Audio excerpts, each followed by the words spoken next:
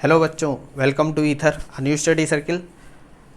आज बच्चों हम वेक्टर को कंटिन्यू करेंगे। लास्ट लेक्चर में हम लोगों ने पढ़ा था डायरेक्शन कोसाइंस के बारे में, रेजोल्यूशन ऑफ वेक्टर्स के बारे में। आज हम पढ़ेंगे उसके आगे का टॉपिक यूनिट वेक्टर्स। बच्चों यूनिट वेक्टर्स इसलिए इंपॉर्टेंट है क्योंकि पूरी वेक्टर की जो कहानी है वो मैथमेटिक्स में तभी अप्लाई होती है जब आप यूनिट वेक्टर्स को पढ़ लें। चलो ये तो बातें होंगी जो हम पढ़ने वाले हैं। अब एक बात ये कर लेते हैं कि बच्चों देखो, मैं यूट्यूब पर थोड़ा ऐसे सर्च कर रहा था। अगर एक टॉपिक डालो तो हज़ारों टीचर आ जाते हैं, ठीक है। जितने बच्चे हैं उतने ही टीचर हैं, मुझे तो ऐसा लगने लगा। देखो सब अच्छा पढ़ा रहे हैं। अब देखो मैं यूनिट वेक्टर पढ़ा रहा हूँ, किसी और टीचर ने पढ़ाया, सब ने भाई यूनिट वेक्टर तो वही है ना, तो कोई अलग तो कुछ बता नहीं देगा। तो यूनिट वेक्टर में ऐसा मैं क्या अलग बता रहा हूँ? अलग कुछ नहीं बता रहा हूँ। मेरी एक मेंटेलिटी ये है कि बच्चों मान लो लेट सपोज 50 लाख स्टूडेंट हैं पूरी कंट्री में, हाई स्कूल इंटर या जो भी है, ज़्यादा भी हो सकते हैं। लेट सपोज 50 लाख स्टूडेंट हैं। अब हो सकता है कुछ ऐसे बच्चे जिनको मेरा पढ़ा है समझ में आ रहा हो तो वो मुझसे पढ़ लेंगे। ऐसा है मेंटेलिटी। जब सब पढ़ा रहे हैं तो मैं भी पढ़ा रहा हूँ। और मैंने पहले भी बताया था कि मैं पढ़ा रहा हूँ ताकि मेरा रिवाइज हो जाए, ठीक है। और उसमें कुछ आपका भी भला हो जाएगा, मुझे अच्छा लगेगा, आपको समझ में आएगा। जब चीज़ें अच्छी अच्छी तो समझ में आएगा। और बच्चों पढ़ाई ऐसी करनी है कि मज़े लेने हैं थोड़े। क्योंकि देखो एक मैं फिलोसोफर की बुक पढ़ता हूँ, उसमें एक लाइन लिखी, बहुत अच्छी लाइन है, वो मैं आपको बोलूँगा। हो सकता है इस लेवल पे there is nothing to achieve and nothing to lose. बात समझना, कुछ भी हासिल करने को या कुछ भी लूज़ करने को कुछ है नहीं। वो कुछ फिलअप स्पेसेस बची हैं जिनको आप फिल करते हो, आप हट जाते हो, दूसरा बंदा फिल करता है। यही चल रहा है और ये चलता रहेगा, ठीक है। इतना कुछ टेंशन नहीं लेनी है बच्चों, इतना लोड लेके पढ़ाई करनी ही नहीं, ठीक है बच्चों। बहुत ज्ञान की बात है वो। अब पढ़ते हैं वेक्टर के बारे में। यहाँ से बच्चों थोड़ा इंटरेस्टिंग लगने वाला है आपको। कहते हो कि सर इंटरेस्टिंग क्या ही लग रहा है इसमें, मैथमेटिक्स ही तो है। बिल्कुल सही बात थी, मैथमेटिक्स ही है। उसको फिजिक्स जो समझ रहे हैं तो समझो भाई, मैं क्या कर सकता हूँ। देखो यूनिट वेक्टर्स क्या लिखा है, पहले अंग्रेजी पढ़ लेते हैं।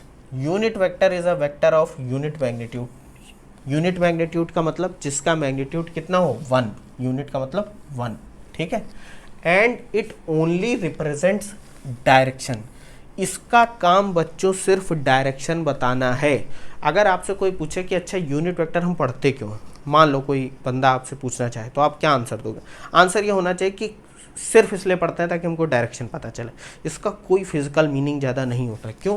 क्योंकि ना तो इसकी कोई डायमेंशन है, इट है neither has dimension nor any unit, ना ही इसकी कोई यूनिट होती है। नाम यूनिट वेक्टर है लेकिन यूनिट नहीं। क्यों? क्योंकि ये डायरेक्शन बता रहा है। बात समझो बच्चों। अब एक चीज़ यहाँ पर क्या लिखी, unit vectors along X Y and Z axis are I J and K. अब आप कहोगे सर ये ऊपर क्या है, ये चिड़िया बनी हुई। देखो बच्चों, इसको रिप्रेजेंट करने के लिए नॉर्मल वेक्टर्स को यूनिट वेक्टर से सेपरेट क्या करता है, ये चिड़िया। नॉर्मल वेक्टर होता तो मैं ऐसा एरो दिखा देता। यूनिट वेक्टर का मतलब है कि एक ऐसे कैप बना दिए, आई कैप। इसको बोलते कैसे, आई कैप, जे कैप एंड के कैप। आई कैप यानी कि एक्स एक्सिस के अलॉन्ग में जो यूनिट वेक्टर, ये देखो ये कि ये X Y Z coordinate system बना हुआ है।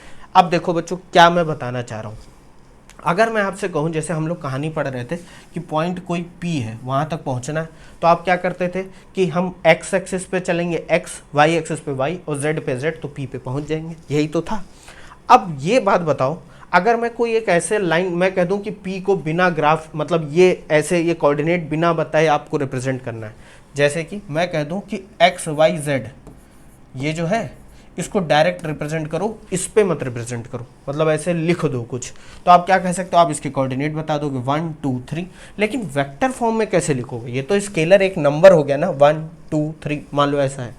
उसके लिए बच्चों एक बहुत अच्छा जुगाड़ लगाया गया। क्या जुगाड़ लगाया गया? Unit vector. यूनिट वेक्टर क्या है बच्चों? जो सिर्फ डायरेक्शन बताते हैं, जिनका मैग्नीट्यूड यूनिट होता है। यानी कि अब बात ध्यान से समझते हैं। मान लो ये एक्स एक्सिस है।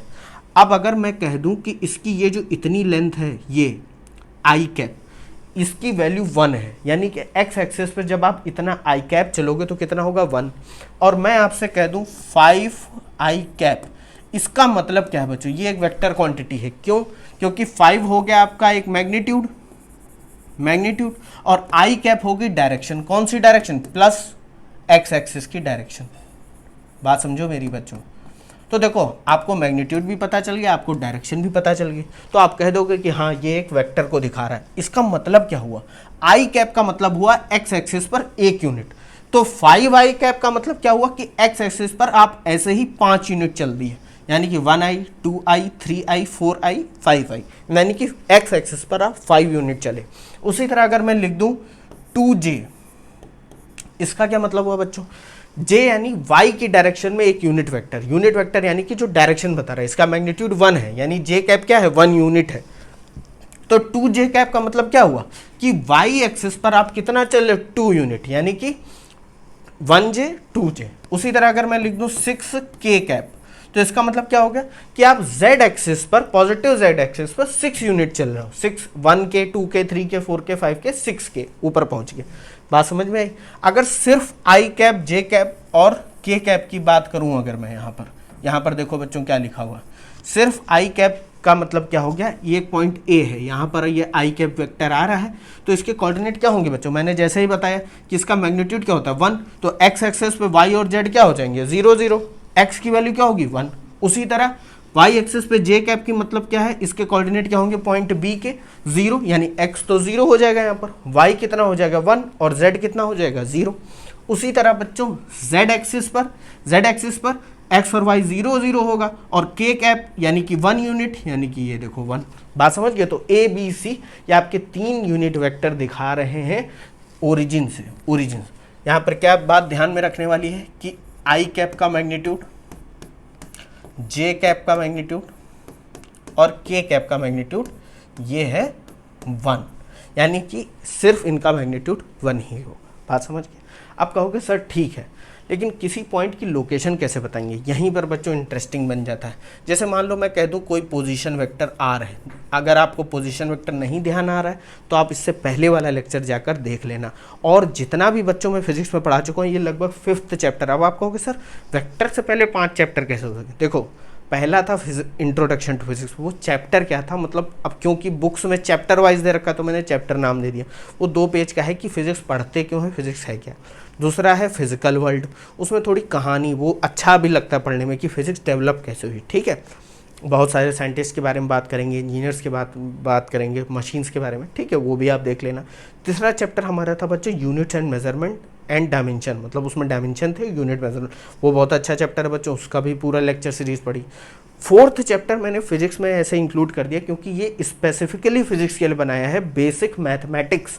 उसमें 19 लेक्चर हैं बच्चों, वो देख लो जाकर, मैं कह के थक गया हूँ, वो अगर देखा नहीं है तो देख जरूर लेना। और ये है 5th चैप्टर यूनिट वेक्टर, जिसमें यूनिट वेक्टर बता रहा हूँ, वेक्टर, जिसमें ये 4th टॉपिक हम पढ़ रहे हैं यूनिट वेक्टर। बात समझ गए। तो ये हमारी हायरार्की चलती चली यार। चलो अब देखते हैं, मान लो कोई एक पोजीशन वेक्टर आर है, ठीक है, और मैं उसको लिख दूँ ऐसे 2i plus 3j plus 3k, या इसको 4k लिख देता हूँ, 4k टीवी होता है 4k लिख, ठीक है। अब आप कहोगे सर ठीक है ये तो लिख दिया, इसका मतलब क्या समझ में आ रहा है। इसका मतलब बच्चों ये बहुत सिंपल हो गया। इसका मतलब जैसे अगर मैं इसको एक्स वाई जेड एक्सिस पे लिखूँ डायरेक्ट, जैसे मैंने क्या बताया कोऑर्डिनेट सिस्टम में, तो कैसे लिखूँगा इसको 2, 3, 4, या वेक्टर में, ये चीज़ वेक्टर नोटेशन में इसको कैसे लिखते हैं बच्चों, ऐसे स्क्वायर ब्रैकेट्स में 2, 3, 4, कॉमा लगाने की ज़रूरत नहीं, ठीक है। इसका मतलब x पे हो गया 2 यूनिट, y पे हो गया 3 यूनिट और z पे हो गया 4 यूनिट। अब इसको वेक्टर में लिखना हो तो कैसे लिखेंगे, ऐसे। इसका मतलब x 2i कैप, 2i का आपका मतलब x एक्सिस पे आप चलो 2 यूनिट प्लस 3j कैप, यानी उसी में 3j यूनिट ऐड कर दो, यानी 3 यूनिट वहां से चलो y की डायरेक्शन में, प्लस 4k, यानी कि आप z डायरेक्शन में 4 यूनिट ऊपर की तरफ चलो, तो आप पॉइंट किसी p पर पहुंच जाओगे। इसका मतलब ये है। तो देखो कितना आसान यूनिट वेक्टर ने आपका मैथमेटिक्स कितनी आसान कर दी, वो मैं अभी दिखाऊंगा, तब आपको मजा आएगा। बात समझ गया। तो ये हो गया आपका यूनिट वेक्टर्स की कुछ कहानी। i j k 3 unit vector आपके हैं, ठीक है। इसको देख लो एक बार, फिर आगे बढ़ते हैं। अब बच्चों क्या लिखा है यहाँ पर, ध्यान से समझते हैं। Unit vectors are very useful to express other vectors. Other vector कैसे, जैसे मैंने अभी देखो एक पोजीशन वेक्टर आपको रिप्रेजेंट करके दिखाया। अब कोई ज़रूरी नहीं है बच्चों की पोजीशन ही हो, जितनी भी वेक्टर क्वांटिटी है, जैसे कि मान लो वेलोसिटी है, अब वेलोसिटी की भी डायरेक्शन होती है। देखो बच्चों, जिन जिन क्वांटिटीज़ की डायरेक्शन है वो सब आप यूनिट वेक्टर में रिप्रेजेंट कर सकते हो। जैसे मैं कह दूँ 5 मीटर पर सेकेंड वेलोसिटी है इस डायरेक्शन में, तो इस डायरेक्शन में वेलोसिटी है तो कैसे रिप्रेजेंट करेंगे वो मैं भी बताता हूँ आपको। या 10 न्यूटन का फोर्स है इस डायरेक्शन में, तो मैंने एक्स डायरेक्शन में बता दिया कि मान लो 5i है, और इस डायरेक्शन में बता दिया कि 2j है, उसको मिलाकर हमारा 5i + 2j एक वेक्टर बन गया जो कि हमारा फोर्स है। ठीक है, अब देखते हैं कि ये कैसे एक्सप्रेस करा जाता है। देखो बच्चों, और दूसरा पॉइंट क्या लिखा है बच्चों, दूसरा पॉइंट लिखा है also they make the calculations very easy in vector algebra. ये कैसे करता है कैलकुलेशन इजी, वो भी मैं दिखाऊंगा। देखो बच्चों, हम लोग रेजोल्यूशन ऑफ वेक्टर पढ़ चुके थे। एक्स वाई एक्सिस, अभी मैं 2D सिस्टम ही ले रहा हूँ, 3D नहीं ले रहा हूँ। उसमें एक वेक्टर है, मान लेते हैं ये ओ ओरिजिन तो ये है, मैं इसको हटा देता हूँ। एक वेक्टर ए है जो कि एक्स एक्सिस एंगल बना रहा है थीटा। तो आपने पढ़ रखा था इसका जो हॉरिजॉन्टल कंपोनेंट होगा एक्स एक्सिस पे वो कितना होगा ए एक्स, और वाई एक्सिस पे कितना होगा ए वाई। यानी कि अगर आपको यहाँ इस वेक्टर को दिखाना है तो आप कैसे दिखा सकते हो, ए एक्स ए वाई, या तो सिर्फ इतना बता दो और थीटा की वैल्यू बता दो, तो ए और थीटा हमको दोनों मिलाकर ए एक्स ए वाई पता चल जाएगा। लेकिन यूनिट वेक्टर के केस में बहुत सिंपल है। अच्छा, आप कहोगे सिंपल कैसे, देखो बच्चों कैसे सिंपल है। अगर मैं इस वेक्टर को रिप्रेजेंट करना चाहूँ तो मैं कैसे रिप्रेजेंट, ये वेक्टर 2 कंपोनेंट से मिलकर बना। अब ए एक्स बच्चों क्या है, ए एक्स एक स्केलर है, स्केलर यानी कि जो सिर्फ एक नंबर है, मैग्नीट्यूड है, ये एक लेंथ है, लेकिन ये किस डायरेक्शन में, ये है एक्स डायरेक्शन में। ये आपको कैसे पता चला, ये मुझे देख के पता चला। लेकिन अगर मैं इसको पेज पे मतलब पेपर पे लिखूं तो, और मुझे डायग्राम ना बनाऊं, मैं बात समझो, हर जगह तो आप डायग्राम बनाते फिरोगे नहीं, तो इसको कैसे रिप्रेजेंट करूंगा भाई, कैसे पता चलेगा एक्स डायरेक्शन। तो मुझे ये पता है कि भाई ए एक्स यूनिट ये एक्स डायरेक्शन में चल रहा है, तो एक्स डायरेक्शन में एक यूनिट क्या है, एक यूनिट यानी यूनिट वेक्टर आई कैप, एक्स की डायरेक्शन, इसको मैं ए एक्स से मल्टीप्लाई कर दूं तो ये हो जाएगा बच्चों ए एक्स आई कैप। बात समझे कि नहीं, ये हो गया एक्स डायरेक्शन में इसका वेक्टर। और वाई डायरेक्शन में क्या हो जाएगा, उसी तरह इसको ऐड कर देना है ए वाई जे कैप। तो इसने हमको क्या बताया कि भाई ये जो वेक्टर है ये 2 कंपोनेंट से मिलकर बना हुआ। एक तो एक्स वाला कंपोनेंट, इस ये भी एक वेक्टर क्वांटिटी है ना, इसको हम रिप्रेजेंट कर देते हैं ए एक्स वेक्टर, यानी एक्स डायरेक्शन में जो वेक्टर है, और इसको रिप्रेजेंट कर देते हैं ए वाई वेक्टर्स। अब आप कहोगे सर तो ये जब वेक्टर हैं तो हमने आई कैप जे कैप एक्स लिख दिया, उतने में ही काम चल जाता। देखो बिल्कुल काम चल जाता। अगर आप इसको ऐसे लिखो A is equal to A X vector plus A Y vector, तब ये ठीक है। लेकिन अगर हमको इसके मैग्नीट्यूड के फॉर्म में लिखना है तो आप direct A x plus A Y नहीं लिख सकते। क्यों बच्चों, क्योंकि स्केलर क्वांटिटी नहीं जोड़ रहे हो। अगर ये 2 और ये 3 होगा तो आप ऐसे नहीं कर दोगे 2 + 3 5, ऐसा नहीं होगा ना। आपको डायरेक्शन के साथ यहाँ पर पाइथागोरस थ्योरम लगानी पड़ेगी। बात समझ, तो आप डायरेक्शन कैसे दिखाओगे, डायरेक्शन दिखाओगे कि भाई ए एक्स पे चले, यानी एक्स एक्सिस पर आई कैप और वाई एक्सिस पे जे कैप। बात समझ गए, ये हो गया आपका unit vector notation of vector. यानी अगर कोई भी वेक्टर हो तो आपको यूनिट वेक्टर में बांट के, यानी तीनों एक्सिस, यहाँ पर 2 एक्सिस है, अगर 3D होगा, इन 3D में एक जेड एक्सिस और जुड़ जाएगी, तब वो वेक्टर क्या हो जाएगा बच्चों, ऐसे हो जाएगा A X I cap A Y J cap और ए जेड के कैप। बात समझिए, तो देखो तीनों एक्सिस आ गई हमारी, यहाँ पर 2D था तो 2 एक्सिस आ गई, बिल्कुल सही बात। अब अगर इसका मैग्नीट्यूड जानना हो तो बच्चों बिल्कुल सेम वही जैसे करते थे। मैग्नीट्यूड क्या होगा, आई का जो कंपोनेंट है आई के साथ उसका स्क्वायर, यानी √ax² प्लस ay²। ये तो बच्चों सेम ही रहेगा, ये चेंज नहीं होगा, बस हमने नोटेशन चेंज कर दिया। अब आप कहोगे सर ये तो बहुत आसान हो गया, हमको इतना थीटा और ये डायग्राम बनाने की ज़रूरत ही नहीं है, कोई भी वेक्टर होगा हम आई और जे को लिख देंगे, वो हमारा हो जाएगा कि हमको पता चल जाएगा कि कौन सा एक्स डायरेक्शन में कौन सा वाई डायरेक्शन में। बिल्कुल सही।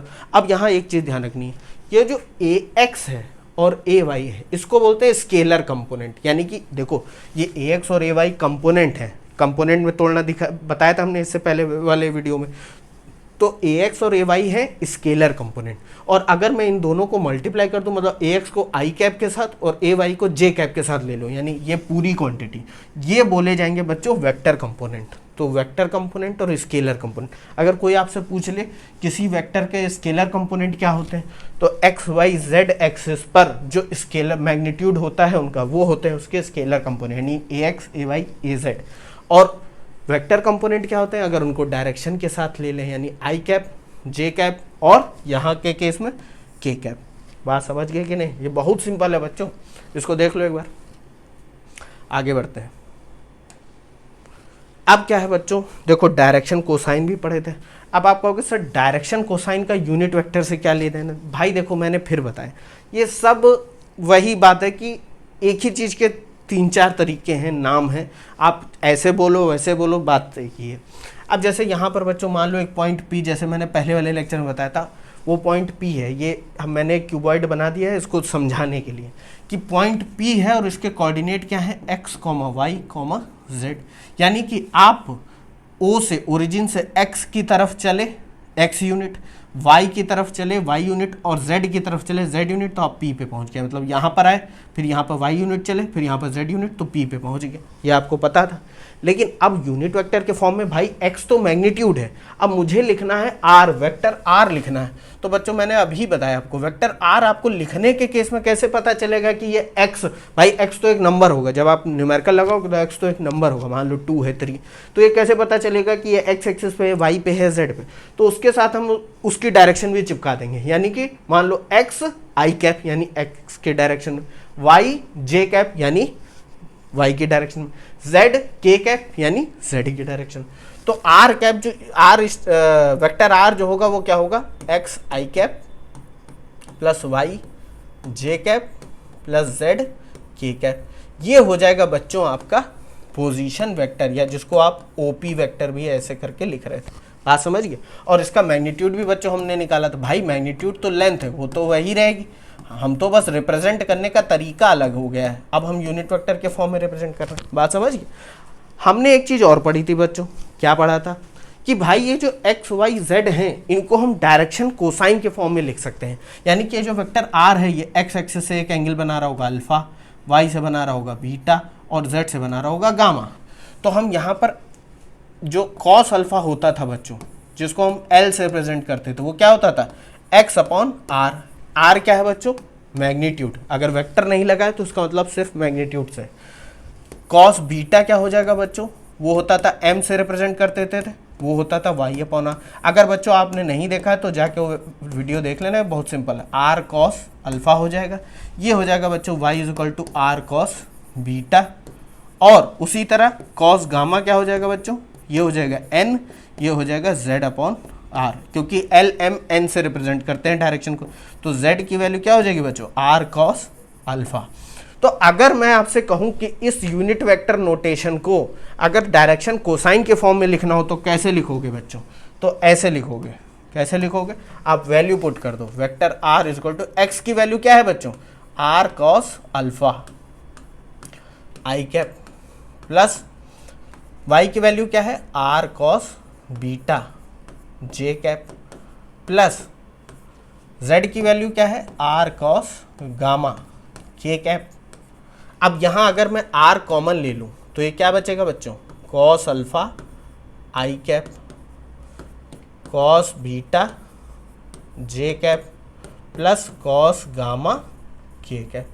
ये बच्चों आपका है unit vector and direction cosine representation. मतलब हमने एंगल, डायरेक्शन और यूनिट वेक्टर आई जे के कैप के फॉर्म में हमने किसी वेक्टर को रिप्रेजेंट कर दिया। अब आप एक चीज़ और दिमाग लगाओ। दिमाग क्या लगाना चाहिए भाई, ठीक है तुमने एक्स वाई जेड डायरेक्शन में तो ले लिया यूनिट वेक्टर, यानी आई कैप जे कैप और के कैप, यही तो। अब मैं कहूँ कि यूनिट वेक्टर आई कैप तो एक्स डायरेक्शन को दिखा रहा है, जे कैप वाई को दिखा रहा है, के कैप जेड को दिखा रहा है, लेकिन ये जो ओपी डायरेक्शन है, ओपी यानी वेक्टर आर, इसकी डायरेक्शन को दिखाने के लिए भी तो एक यूनिट वेक्टर हो सकता है। जो कि इन 3 यूनिट वेक्टर से मिलके बने। कहने क्या चाह रहा हूँ, बात समझो भाई। यूनिट वेक्टर क्या है, जिसका मैग्नीट्यूड 1 हो, यानी कि इस पे 1 यूनिट चलो तो x एक्सिस पे, इस पे 1 यूनिट चलो तो y एक्सिस, इस पे 1 यूनिट चलो तो k। उसी तरह अगर मैं OP पे 1 यूनिट चलूँ तो ऐसा कोई वेक्टर होना चाहिए ना जो OP पे 1 यूनिट को दिखाए। तो उसके लिए क्या कर सकते हैं, यूनिट वेक्टर की डेफिनेशन में चले जाओ। यूनिट वेक्टर क्या है, अगर मैं r वेक्टर r को इस r से इसको नीचे ले आऊँ, r से डिवाइड कर दूँ, तो ये क्या बचेगा बच्चों, cos alpha I cap plus cos beta J cap plus cos gamma K cap. यही तो, ये जो बच्चों क्वांटिटी है ये इसको बोलते हैं आर कैप। आर कैप यानी कि आर कैप क्या हो गया बच्चों, unit vector, unit vector, unit vector in the direction of vector OP या और वेक्टर आर। यानी कि ओपी की डायरेक्शन में अगर मैं आपसे कहूं कि ओपी की डायरेक्शन बताओ क्या है, तो ओपी की डायरेक्शन ये होगी, R cap is equal to vector R upon magnitude of R is equal to cos alpha I plus cos beta J plus cos gamma K. तो यहाँ पर देखो डायरेक्शन कोसाइन काम आ रहा है, बात समझ रहे हो। आपको अभी ये अगर नहीं भी समझ में आ रहा है, समझ में आ गया होगा, इसमें कुछ ऐसा कुछ खास है नहीं। मैं अभी एक क्वेश्चन दिखा रहा हूँ तब आपको ज़्यादा समझ में आए। यानी कि आई जे के तो हमारी एक्स वाई जेड पे यूनिट वेक्टर्स है ना, लेकिन किसी पर्टिकुलर डायरेक्शन में यूनिट वेक्टर क्या होगा, मतलब एक यूनिट की वैल्यू क्या होगी, तो वो ये होगी बच्चों, बात समझे। अगर मैं यहाँ पर इसको ऐसे रिप्रेजेंट कर दूँ, R cap is equal to cos alpha को लिख दूं एल आई, मतलब कॉस अल्फा को एल, कॉस बीटा को एम और कॉस गामा को एन, ऐसे भी लिख सकते हो। ये थोड़ा शॉर्ट में आपको पड़ेगा, बात समझ गए कि नहीं। एक चीज़ और ध्यान रखते हैं, अगर पूरा वेक्टर लिखना हो तो यहाँ पर हम क्या कर सकते हैं, आर से मल्टीप्लाई कर देते थे। क्यों, एल आई, क्योंकि ये वेक्टर क्या है, R cap, R vector R upon magnitude of R, M J plus N K, ये हो गया। अब आप कहोगे सर ये सब कहानी तो बता दी, इसका मतलब क्या है। देखो बच्चों ध्यान से एक एग्जाम्पल देख लेते हैं। जैसे बच्चों मान लेते हैं कि कोई एक वेक्टर आर है, ठीक है, जो कि कैसे है मान लेते हैं 2i plus 3j plus 4k, ये एक वेक्टर है। अब मैं कहूँ कि भाई ये वेक्टर तो है, ये बताओ इस वेक्टर की डायरेक्शन कैसे दिखाओगे, यानी unit vector in the direction of vector R, unit vector in the direction of vector R. तो क्या होगा बच्चों, वो होगा आर कैप, जो कि होगा वेक्टर अपॉन ये इसका मैग्नीट्यूड, यानी कि स्मॉल आर बिना एरो के। अब स्मॉल आर आप कैलकुलेट करना जानते हो, कैसे कैलकुलेट करते हैं बच्चों, under root X square plus Y square plus Z square, यानी आई के साथ क्या चिपका हुआ है 2, तो 2 का स्क्वायर प्लस जे के साथ क्या चिपका हुआ है 3, तो प्लस 3 का स्क्वायर प्लस के साथ 4। तो ये क्या हो जाएगा बच्चों, ये हो जाएगा 4 प्लस 9 प्लस 16, ये कितना हो जाएगा बच्चों 9 4 25, ये अंडर रूट 29 होगा कि नहीं होगा, 29 हो जाएगा। अब यहाँ पर आप ये वैल्यू रख दो, आर वेक्टर आर कितना है 2i plus 3j plus 4k upon under root 29। ये बच्चों यूनिट वेक्टर होगा, मतलब कि अगर हमारा ये position vector OP vector R इस डायरेक्शन में है, तो एक यूनिट की जो इस डायरेक्शन में वैल्यू होगी वो कितनी होगी, मतलब इस डायरेक्शन में जो यूनिट वेक्टर होगा वो क्या होगा, ये होगा, जो कि आई जे। और ये ऑब्वियस सी बात है कि एक्स डायरेक्शन में आई था, वाई में जे था और जेड में के था। तो अगर इस डायरेक्शन में जा रहे हैं तो इन तीनों से मिलाकर ही कोई एक यूनिट वेक्टर बनेगा। तो देखो बन गया यूनिट वेक्टर, मतलब इस डायरेक्शन को दिखाने के लिए अगर कोई वेक्टर यूज़ होगा तो कौन सा होगा, ये वेक्टर यूज़ होगा। बात समझिए, बहुत सिंपल था बच्चों, थोड़ी सी हमने मैथमेटिक्स लगाई, थोड़ी सी हमने पुराना ज्ञान लगाया और ये आ गया। इसको देख लो एक बार, फिर आगे बढ़ते हैं। अब बच्चों देखो आसानी कहाँ पर होती है, अब आपको समझ में आएगा कि सर ये यूनिट वेक्टर पढ़ क्यों रहे हैं। एक तो हमने अभी इसका एडवांटेज देख लिया, दूसरा क्या है, addition and subtracting, adding and subtracting vectors by component. देखो बच्चों अभी मैंने कंपोनेंट आपको बताए थे, ax से y में तोड़ लिया और उनको अलग अलग जोड़ के हमने क्या करा, रिजल्टेंट बता दिया। अगर हम यूनिट वेक्टर यूज़ करें तो और आसान हो जाती हैं चीज़ें। कैसे बच्चों, देखो मान लो कोई वेक्टर ए है और एक वेक्टर बी है, इन दोनों को जोड़ना है, ठीक है। मान लो वेक्टर ए है ऐसा, कैसा है, ए एक्स आई कैप, मतलब एक्स डायरेक्शन में ए एक्स यूनिट चल रहा है, वाई डायरेक्शन में ए वाई और जेड में ए जेड। उसी तरह एक वेक्टर बी है जो कि एक्स में बी एक्स है, वाई में बी वाई है और z में b z है। अब मैं कहूँ आप इन दोनों वेक्टर को जोड़ो, मतलब इनका रिजल्टेंट बताओ। रिजल्टेंट मैं किसी एक वेक्टर मान लो कैपिटल आर या स्मॉल आर, ये वो वाला आर नहीं है, ये पोजीशन वेक्टर नहीं, मान लो इसका कोई रिजल्टेंट स्मॉल आर आ रहा है। तो बच्चों जोड़ने का सबसे सही तरीका क्या होता है कि एक्स एक्सिस वाले एक साथ जोड़ लो, वाई वाले एक साथ जोड़ लो, जेड वाले एक साथ जोड़ लो, यही तो करोगे। तो ये क्या हो जाएगा बच्चों, ए x plus B x I cap plus A Y plus B Y J cap plus A Z plus B Z K cap. ये आ जाएगा बच्चों आपका रिजल्टेंट आंसर। अब कहोगे सर ये तो आंसर है, अब आंसर मतलब कि मान लो इसकी वैल्यू आ रही आर एक्स, मतलब कि ये जो आपका फाइनल वेक्टर आ रहा है ये वेक्टर होगा एक, उसमें ये वैल्यू आ रही है आर वाई और ये वैल्यू आ रही है आर जेड। तो वेक्टर आर क्या हो जाएगा बच्चों, R X I cap plus R Y J cap plus R Z K cap. ये बच्चों आपका आंसर हो जाएगा। अब कोई कह दे कि भैया रिजल्टेंट तो बता दिया आपने कि रिजल्टेंट वेक्टर ये होगा, इसका मैग्नीट्यूड बताओ, तो मैग्नीट्यूड बताना बहुत आसान है। मैग्नीट्यूड के केस में हम क्या करेंगे, इन सबके आई कैप वाई जे कैप के कैप के साथ में जो जुड़े उनका स्क्वायर करके अंडर रूट ले लेंगे, R Y square plus R Z square. ये आपका आंसर हो जाएगा। बात समझ गए। इस वेक्टर में डायरेक्शन भी छुपी हुई है, डायरेक्शन निकालने के लिए क्या कर सकते हैं, R vector R upon mod of R, यानी कि मैग्नीट्यूड है, ये यूनिट वेक्टर हो जाएगा और ये आपका मैग्नीट्यूड है। बात समझ, ये बहुत सिंपल है। इसको समझने के लिए एक काम करते हैं, एक एग्जाम्पल देख लेते हैं। मान लो एक वेक्टर ए है जो कि है 2i plus 3j plus 5k और एक वेक्टर बी है जो कि है 4i plus 2j plus k। अब आपको इसको जोड़ना है, यानी आपको रिजल्टेंट पता करना है। तो देखो अगर ग्राफिकल मेथड यूज़ करते तो बहुत कठिनाई होती, हमको पूरा ग्राफ रफ ड्रॉ करना पड़ता। कंपोनेंट यूज़ करते तो थीटा वीटा पता करो। यहाँ तो बहुत आसान है, आई को आई के साथ जोड़ दो तो 4 और 2 6i, ये हो जाएगा 3 और 2 5j और ये हो जाएगा बच्चों, ये कैप लगाना मत भूलना बच्चों वरना अर्थ का अनर्थ हो जाएगा, ठीक है, plus 5k plus 1k 6k। ये आपका बच्चों आंसर हो गया, हमने जोड़ दिया इसको। अब आपसे कोई क्या, मान लो रिजल्टेंट वेक्टर आर आ गया, अब कोई क्या इसका मैग्नीट्यूड बताओ, तो बहुत सिंपल है बच्चों मैग्नीट्यूड बताना, अंडर रूट में 6 square plus 5 square plus 6 square, इसको सॉल्व कर लेना। ये कितना आ जाएगा, ये कितना आ जाएगा 72 हो जाएगा प्लस 25 हो जाएगा, या अंडर रूट में कितना आ जाएगा 97। ये आंसर हो गया बच्चों आपका। कितना सिंपल है बच्चों, देखा। उसी तरह अगर वेक्टर को सब्ट्रैक्ट करना हो, जैसे एक वेक्टर ए माइनस बी करना है, तो बहुत सिंपल है, इसको ऐसे भी तो लिख सकते हो, ए प्लस ब्रैकेट में माइनस बी।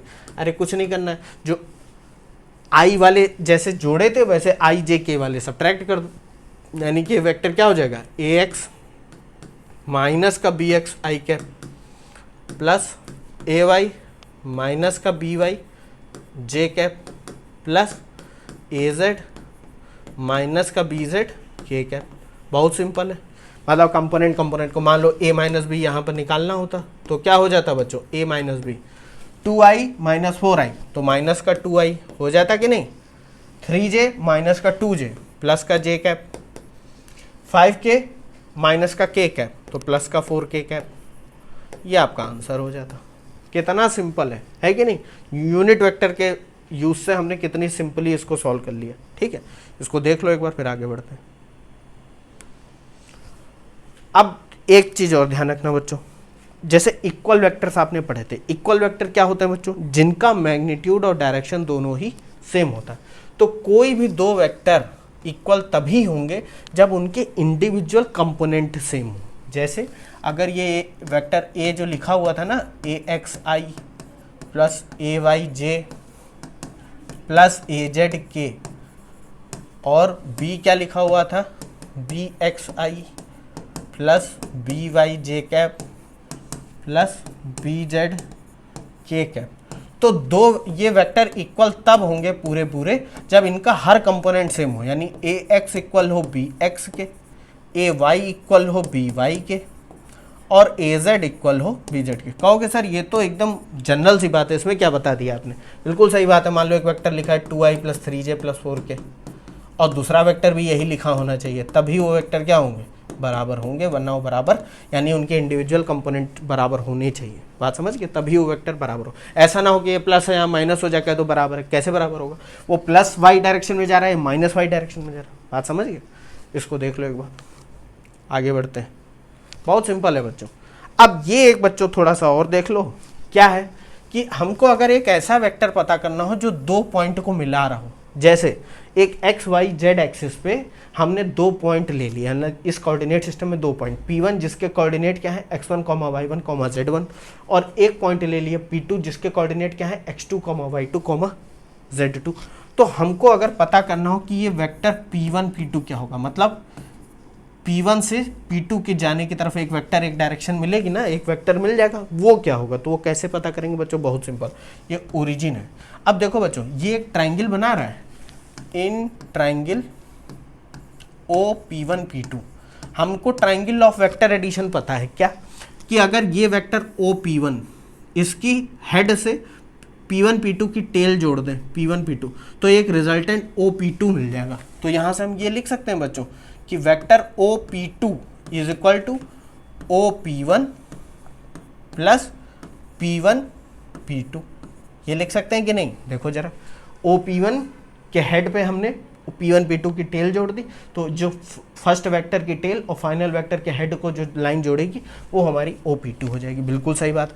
अब देखो बच्चों, मैं कैसे याद रखता था, मान लो अगर ये ABC लिखा होता है, यहाँ पर ये ओरिजिन होता, ये A होता, ये B होता, और हमको OB वेक्टर पता करना होता, OB। तो OB वेक्टर मैं ऐसे देखता था, कैसे देखता था? OA प्लस AB, ये जो बीच वाला लेटर है इसका लास्ट और इसका पहला ये कॉमन होने चाहिए, तो इन दोनों को मिला के ये OB हो जाएगा। जैसे यहाँ पर OP1 और ये देखो P1 P1 सेम हो रहा है, यानी कि हमने वेक्टर को सही से जोड़ा है, तभी ये OP2 मिला देंगे यहाँ पर। बात समझिए? अब यहाँ से P1 P2 क्या हो जाएगा बच्चों? P1 P2 ये वेक्टर क्या हो जाएगा बच्चों? OP2 minus OP1। तो हमको करना कुछ नहीं है बच्चों, OP2 वेक्टर क्या होगा? उसके कोऑर्डिनेट दे रखे हैं, तो वेक्टर क्या हो जाएगा? एक्स वाई जेड, इसके साथ आई जे के कैप को चिपका दो भाई। मैंने यही तो बताया था कि ये तो नंबर होंगे, डायरेक्शन कैसे पता चलेगी? आई जे के से। तो ये हो जाएगा x2 आई कैप प्लस y2 जे कैप प्लस z2 के कैप, यही तो, माइनस x1 OP1 की वैल्यू x1 आई कैप प्लस y1 जे कैप प्लस z1 के कैप, यही तो। अब बच्चों क्या करना है यहाँ पर? बहुत सिंपल है, P1 P2 क्या हो जाएगा बच्चों? P1 P2 हो जाएगा। अब I वाले एक साथ घटा दो, x2 माइनस x1 आई कैप प्लस J वाले एक साथ y2 माइनस y1 जे कैप प्लस Z वाले एक साथ यानी K वाले K कैप। ये बच्चों आ गया आपका वेक्टर। अब बात समझना बच्चों, क्या था यहाँ पर? ये एक OP1 था वेक्टर, ये P1 और ये P2, और ये था P1 P2 P1 P2। अब आप कहोगे सर इसका मतलब क्या हो? इसका मतलब ये है बच्चों कि अगर OP1 आपका एक पोजीशन वेक्टर होता R1, यानी कि वो पॉइंट P1 की पोजीशन बता रहा है, और OP2 एक वेक्टर है आपका R2, तो ये जो P1 P2 होगा बच्चों, ये एक डिस्प्लेसमेंट वेक्टर होगा। डिस्प्लेसमेंट वेक्टर की मतलब वो P1 से किधर जा रहे हो? P2 की तरफ, तो ये हो जाएगा displacement vector. Displacement vector joining P1 and P2, यानी कि P1 से P2 की तरफ जब जाओगे तो जो एक डायरेक्शन भाई ये भी तो मिलेगी हमको, नई डायरेक्शन। P1 की इधर है, P2 के इधर है, तो P1 P2 कुछ ऐसी डायरेक्शन में है, तो वो डायरेक्शन और मैग्नीट्यूड पता करने के लिए हमको क्या करना पड़ेगा? OP2 माइनस OP1, तो हमको P1 P2 पता चल जाएगा। ये हर एक वेक्टर पे काम करता है। जैसे मान लो अगर यहाँ पर कोई नए वेक्टर दे रखे होते, ये एक वेक्टर होता OA, मान लो ये OA, और एक वेक्टर होता OB, और आपसे कह दिया जाता ए बी बताओ क्या होगा, तो ए बी क्या होगा बच्चों, फाइनल वाला जो है फाइनल वेक्टर यानी ओ बी, बाद वाला वेक्टर, ये बी वाला लेटर जो है वो बाद वाला माइनस ओ ए, ये होता आपका डिस्प्लेसमेंट वेक्टर यानी कि ए बी वेक्टर। बात समझ गए, ये हर तरीके से काम करता है। तो ये हो गया आपका डिस्प्लेसमेंट वेक्टर। करना कुछ नहीं है, जिस वेक्टर को बाद वाला वेक्टर जो है P1 P2 यानी कि OP2 बाद वाला वेक्टर है, उससे पहले वाले वेक्टर को घटा देना है, वो आपको वेक्टर मिल जाएगा। इसका मैग्नीट्यूड पूछा जाए तो बस सिंपली क्या कर देना है, अंडर रूट ये जो i के साथ जुड़ा हुआ है x2 माइनस x1 का होल स्क्वायर, प्लस जो j के साथ जुड़ा हुआ है y2 माइनस y1 का होल स्क्वायर, प्लस जो k के साथ जुड़ा हुआ है z2 माइनस z1 का होल स्क्वायर। ये मैग्नीट्यूड आपको पता चल जाए।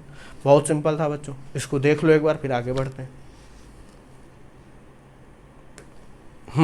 Multiplication of a vector by a scalar. अब इसका क्या मतलब है बच्चों, अरे बहुत सिंपल है।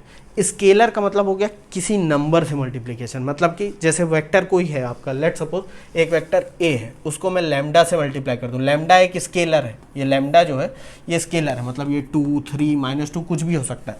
तो मान लें अगर कोई वेक्टर ए है, ऐसे है, ये वेक्टर मैंने ऐसे दिखा दिया, ओ ये वेक्टर ए है, इसका इनिशिएटिंग पॉइंट ये है। अब मैं कहूं कि लैम्डा की वैल्यू +2, इसको 2a वेक्टर क्या होगा, तो 2a वेक्टर बच्चों ध्यान रखो, जब भी किसी वेक्टर का किसी नंबर से मल्टीप्लिकेशन करते हैं तो उसकी डायरेक्शन या तो सेम रहती है या अपोजिट हो जाती है, डिपेंडिंग अपॉन वो नंबर कैसा है। अगर नंबर 0 से बड़ा है यानी कि वो पॉजिटिव नंबर है तो डायरेक्शन सेम रहेगी, बात समझो। अगर वो नंबर 0 से कम है यानी कि वो नंबर क्या है, निगेटिव है, तो डायरेक्शन उल्टी हो जाएगी। बात बस इतना ही ध्यान रखना है। जैसे एक वेक्टर ए है जो कि इस डायरेक्शन में जा रहा है, देखो तो वेक्टर 2a क्या होगा, इसका दुगना यानी कि क्योंकि +2 है तो सेम डायरेक्शन में, ऐसे ये क्या हो जाएगा, सेम डायरेक्शन, ये हो जाएगा 2a क्या होगा, इसकी लेंथ का जस्ट डबल। बात समझे कि नहीं, हमने 2 से मल्टीप्लाई कर दिया तो ये +2 से मल्टीप्लाई करा, इसका मतलब डायरेक्शन सेम रहेगी, मैग्नीट्यूड डबल हो जाएगा। लैम्डा ए का मतलब क्या हो गया, लैम्डा ए का मतलब इसका जो मैग्नीट्यूड होगा वो मल्टीप्लाई हो जाएगा लैम्डा से और डायरेक्शन सेम रहेगी। ठीक है, अगर मैं आपसे कहूं कि इसको -2a से मल्टीप्लाई करो तो बहुत सिंपल है, कह दो कि सर मैग्नीट्यूड तो उसका माइनस, मतलब लेंथ उतनी ही रहेगी, बस उसकी डायरेक्शन देखो, अब इस डायरेक्शन में जा रहा था, -2a किधर आ जाएगा, -2a आ जाएगा अपोजिट डायरेक्शन में, ये देखो इस डायरेक्शन में आने लगा, इस डायरेक्शन में आने लगा। बात समझ गए। अब आपसे कोई कह दे कि चलो ये तो मल्टीप्लीकेशन हो गया, डिवाइड करो किसी नंबर को, मान लो मैं आपसे कह दूं कि a/2 बताओ, तो भैया ये बहुत सिंपल है, हमने मल्टीप्लाई करा था जो मल्टीप्लाई जिस नंबर से, अब हम इसको 1/2 से मल्टीप्लाई कर देंगे। मल्टीप्लीकेशन डिवीजन का मतलब क्या हो गया, हम इसको 1/2 से मल्टीप्लाई कर देंगे। तो ये जो वेक्टर था, अब क्योंकि ये +1/2 है तो जो डायरेक्शन थी वो तो सेम रहेगी, वेक्टर क्या हो जाएगा, वेक्टर आधा हो जाएगा, यानी कि ये हो जाएगा वेक्टर a/2, यानी इसकी लेंथ हो जाएगी आधी और डायरेक्शन वही रहेगी। अगर -a/2 कह दूं तो क्या हो जाएगा, लेंथ हो जाएगी आधी लेकिन डायरेक्शन क्या हो जाएगी, अपोजिट। बात समझ, यही है बच्चों स्केलर मल्टीप्लिकेशन। स्केलर मल्टीप्लिकेशन का मतलब होता है आप मैग्नीट्यूड को मल्टीप्लाई कर दो। जैसे कि मान लो एक वेक्टर है 2i + 3j, मान लो 2D में ही बात कर लेते हैं, a एक वेक्टर है और मैं आपसे कहूं कि 3a बताओ कितना होगा, 3a वेक्टर, कुछ नहीं करना है, i को 3 से मल्टीप्लाई कर दो तो 6i + 3 3 9j, ये हो जाएगा आपका नया वेक्टर 3a। अब देखो डायरेक्शन इसकी सेम रही क्योंकि +3, आप कहोगे सर डायरेक्शन कैसे सेम है, कैसे सेम है, देखो i पॉजिटिव था तो पॉजिटिव रहा, j पॉजिटिव था तो पॉजिटिव रहा, बस उसकी यूनिट बढ़ गई है। बात समझ गए कि नहीं। यहाँ पर देख लो बच्चों जरा, अगर कोई वेक्टर a है इस तरीके से कि axi + ayj + azk वो ऐसे रिप्रेजेंट हो रहा, तो लैम्डा a वेक्टर क्या होगा, लैम्डा एक नंबर है, उसको हम अलग अलग जितने कंपोनेंट हैं उनसे मल्टीप्लाई कर देंगे, तो lambda ax i cap, lambda ay j cap, lambda az k cap. बात समझ गए, ये बहुत सिंपल चीज़ है, इसको एक बार ध्यान रखो। अच्छा ये एक लाइन लिखी है कि -a और +a वेक्टर ये एडिटिव इनवर्स होते हैं। ये क्या कहने का मतलब है कि अगर एक वेक्टर है a, इसको मैं जोड़ दूं माइनस ए से, तो एक वेक्टर हमको मिलेगा। क्या मिलेगा? अब कहोगे सर ये तो कट के जीरो आ जाएगा, बिल्कुल सही बात है, ये जीरो आएगा, लेकिन जीरो वेक्टर होगा जिसको हम लोग नल वेक्टर भी बोलते हैं। क्योंकि बच्चों ध्यान देना, फिजिक्स में प्रिंसिपल ऑफ होमोजेनिटी कहता है कि सेम टाइप की क्वांटिटी ऐड या सब्ट्रैक्ट हो पाएंगी। अगर ये वेक्टर क्वांटिटी है तो ये वेक्टर से ही ऐड या सब्ट्रैक्ट होगी। बात समझ रहे हो कि नहीं? तो ये जो आएगा वो भी वो नॉर्मल जीरो नहीं होगा, वो एक जीरो वेक्टर होगा जिसको नल वेक्टर कहते हैं। इसीलिए बच्चों माइनस ए को एडिटिव इनवर्स भी बोला जाता है। कहोगे सर ये क्या नया नाम दे दिया? नाम कुछ नहीं दिया, इसको एडिटिव इनवर्स इसलिए बोलते हैं क्योंकि अगर इसको इसी से जोड़ दें, एडिटिव इनवर्स इसको इसी से जोड़ दें तो हमको नल वेक्टर मिल जाएगा। तो अगर आपसे कोई पूछे कि एडिटिव इनवर्स क्या होता है, तो ये वो नंबर होता है या वो वेक्टर होता है जिसको उसके ओरिजिनल वेक्टर से जोड़ने पर एक नल वेक्टर मिल जाता है। बहुत सिंपल सी बात है, बात समझ गए कि नहीं? ये देख लो एक बार, फिर आगे बढ़ते हैं। हाँ बच्चों, अब ये थोड़ी सी प्रॉपर्टी है स्केलर मल्टीप्लिकेशन की, आप समझ जाओगे 2 मिनट में। क्या है कि ए और बी दो वेक्टर हैं और के और एम दो स्केलर हैं, यानी ये कोई नंबर हो सकते हैं, 2 या 3 4 या 5, कुछ भी हो सकता है। तो पहली प्रॉपर्टी क्या कहती है कि अगर हम वेक्टर ए में के को मल्टीप्लाई करें और वेक्टर ए में एक बार एम को मल्टीप्लाई करें तो उनका जोड़ क्या होगा? तो या तो आप अलग अलग मल्टीप्लाई करके जोड़ दो या के और एम को एक साथ जोड़ के मल्टीप्लाई। अरे भाई ये बहुत कॉमन सी बात लिखी हुई है यार। जैसे मान लो ए एक वेक्टर है, ये लिखा हुआ है 2i + 3j। अब मैं आपसे कहूँ के की वैल्यू 2 है और एम की वैल्यू 3 है, तो ये वैल्यू पता करो। तो या तो मैं एक बार के को इससे मल्टीप्लाई करूँ, एक बार एम को मल्टीप्लाई करूँ और दोनों को जोड़ दूँ, या तो मैं एक काम करूँ 3 + 2 5 को डायरेक्ट मल्टीप्लाई कर दूँ तो 5 × 2 = 10, 5 × 3 = 15। बात समझ रहे हैं? बहुत कॉमन सी बात है यार, ये इसमें कुछ ज़्यादा समझने वाला नहीं है। दूसरा क्या है बच्चों कि अगर किसी वेक्टर को मैंने एक स्केलर से मल्टीप्लाई कर दिया और उसके बाद मैं उसको किसी दूसरे स्केलर से मल्टीप्लाई करूँ, या इतना कठिन काम करने से अच्छा है कि मैं उन दोनों स्केलर को एक साथ मल्टीप्लाई कर लूँ और फिर ए से मल्टीप्लाई कर दूँ। ये सब प्रॉपर्टी है बच्चों, ये सेट थ्योरी की प्रॉपर्टीज होती। तीसरा क्या है बच्चों कि अगर मैं दो वेक्टर को जोड़ूं और उसके बाद किसी स्केलर से मल्टीप्लाई करूं, या मैं ये भी कर सकता हूं कि इंडिविजुअली उन वेक्टर को स्केलर से मल्टीप्लाई कर दूं और साथ में जोड़ दूं। ये नंबर अलजेब्रा है, वो अपने आप आ जाएगी आपको। के को अंदर ले गए, ये मल्टीप्लाई डिस्ट्रीब्यूटिव प्रॉपर्टी। अगर किसी स्केलर को किसी नल वेक्टर से मल्टीप्लाई करोगे तो नल ही है। अरे नॉर्मल अलजेब्रा में किसी नंबर 1 को 0 से अरिथमेटिक में मल्टीप्लाई करोगे तो 0 आएगा, वैसे वेक्टर में भी है, के को 0 वेक्टर से मल्टीप्लाई करोगे तो 0 वेक्टर आएगा। बात समझ? एक बार देख लो, इसमें कुछ है नहीं ऐसा। आगे बढ़ते हैं। एग्जाम्पल्स ऑफ स्केलर मल्टीप्लिकेशन ये मैं बता चुका हूँ, फिर से एक बार देख लेते हो। एक एग्जाम्पल ये मैं दे देता हूँ कि एक वेक्टर जैसे अभी मैंने बोला 2i + 3j है और एक वेक्टर है 4i + 2j। मैं 3 डायमेंशन में नहीं ले रहा हूँ अपनी कैलकुलेशन बचाने के लिए, वो कुछ भी हो सकता है, ठीक है। और मुझे निकालना है 2a + 3b। तो मैं क्या कर सकता हूँ बच्चों, इसको 2 से मल्टीप्लाई कर दूँ तो 2 × 2 = 4, तो ये हो जाएगा 4i + 2 × 3 = 6j + 3b, यानी कि 4 × 3 = 12i + 3 × 2 = 6j।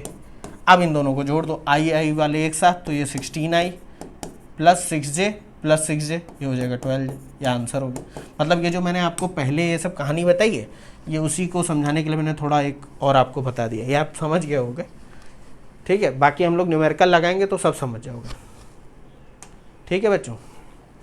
देखो बच्चों, बहुत कुछ पढ़ लिया हम लोगों ने, बहुत कुछ जान लिया, समझ लिया। इसके बाद जो हम लोग पढ़ने वाले हैं बच्चों, वहाँ से थोड़ा आपको लगेगा कि हाँ अब वेक्टर फिजिक्स में अप्लाई हो रहा है, क्योंकि हम प्रोडक्ट ऑफ वेक्टर पढ़ेंगे। अभी तक देखो बच्चों हमने क्या पढ़ा, वेक्टर को ऐड करना देखा, सब्ट्रैक्ट करना देखा, और वेक्टर को किसी स्केलर से यानी एक पर्टिकुलर नंबर से मल्टीप्लाई करना देखा। नंबर से मल्टीप्लाई करना बहुत आसान है, लेकिन अगर मैं आपसे कह दूँ दो वेक्टर क्वांटिटीज़ है, मतलब एक वेक्टर ए है और वेक्टर बी है, उसको मल्टीप्लाई करना है, तब कैसे करोगे वो हम नेक्स्ट लेक्चर में बच्चों देखेंगे, ठीक है। मुझे लग रहा है आपको सब कुछ समझ में आ गया होगा। इसको ध्यान से देख लेना, नहीं देखा है तो पुराने लेक्चर भी देख लो जाके। मिलते हैं आपसे नेक्स्ट वीडियो में।